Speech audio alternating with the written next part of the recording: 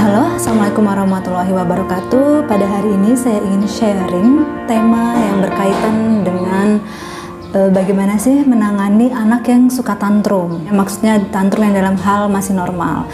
Anak-anak yang masih suka marah-marah, ya, yang masih suka ngamuk, atau misalkan keinginannya tidak terpenuhi langsung meraung-raung, banting-banting barang, banting-banting pintu, nangisnya lama. Nah, itu bagaimana cara menanganinya? Pertama-tama ya, yang harus kita pahami bahwa tantrum atau marah atau ngamuk pada anak itu hal wajar apabila terjadi di usia 5 tahun ke bawah.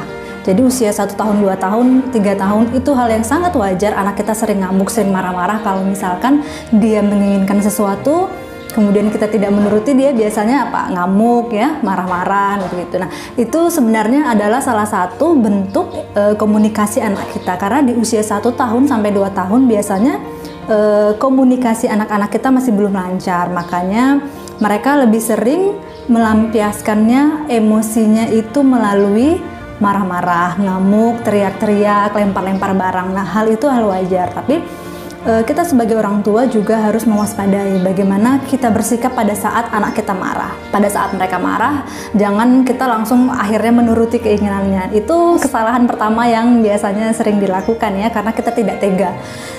Atau kita malas dengerin riakan anak kita yang bikin telinga sakit ya.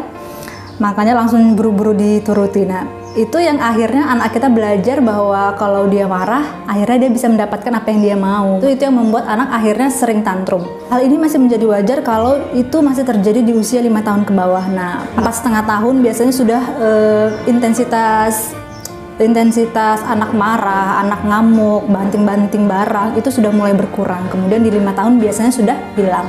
Nah, bagaimana kalau ada anak di usia lebih dari 5 tahun, misalkan 6-7 tahun, masih suka marah-marah, lempar-lempar barang, masih suka ngamuk, teriak-teriak. Nah, apakah itu hal wajar? Itu menjadi gambaran, salah satu gambaran bahwa ternyata pola asuh yang diterapkan oleh orang tuanya mungkin ada kekeliruan. Biasanya kemungkinan besarnya di usia 2 tahun 3 tahun pada saat anaknya marah itu biasanya sering apa? Langsung diturutin, atau memang pola asuhnya terlalu dimanja, jadi apa-apa semuanya selalu diturutin. Nah, ketika dia sudah beranjak mulai dewasa, mulai besar, itu kan tidak semua hal yang dia inginkan akan selalu bisa dituruti.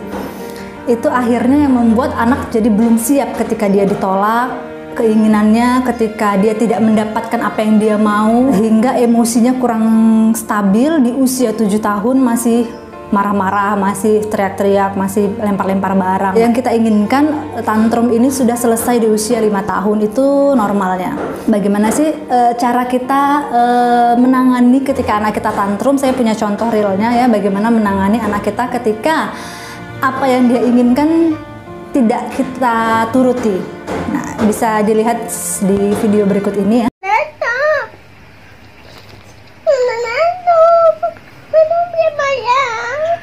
Sini ya, peluk ya.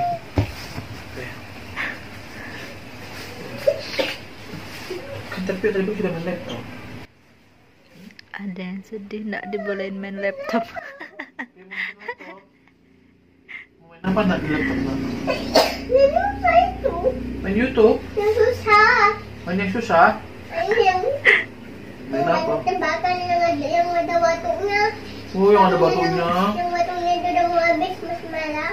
Kita jalan itu yang susah itu. Itu main susah itu? Yang ada kayak gini. Oh, itu susah memang.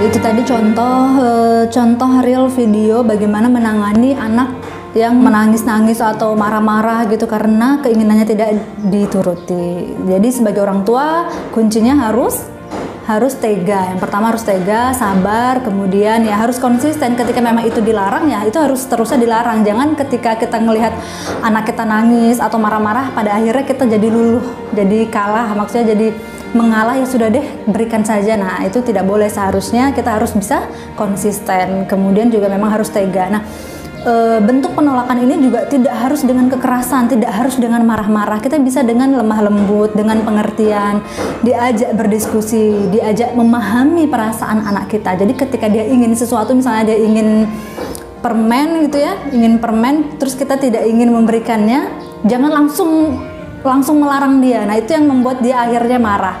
Jadi pelan-pelan, kenapa sih? Oh pengen permen ya, wih enak memang ya coklat itu ya, iya nak coklat itu memang enak banget, mama tahu Pio pengen banget coklat, tapi kalau misalkan coklat itu baik pasti mama beliin deh segerobak gitu, tapi coklat kalau kebanyakan nanti bisa bikin giginya Pio sakit. Nah kayak gitu ya, kita harus sampaikan kenapa sih kita melarang dia. Jadi larangan-larangan itu juga baik untuk membatasi anak-anak kita bisa paham bahwa tidak semua yang dia inginkan itu baik gitu. Dia harus belajar itu.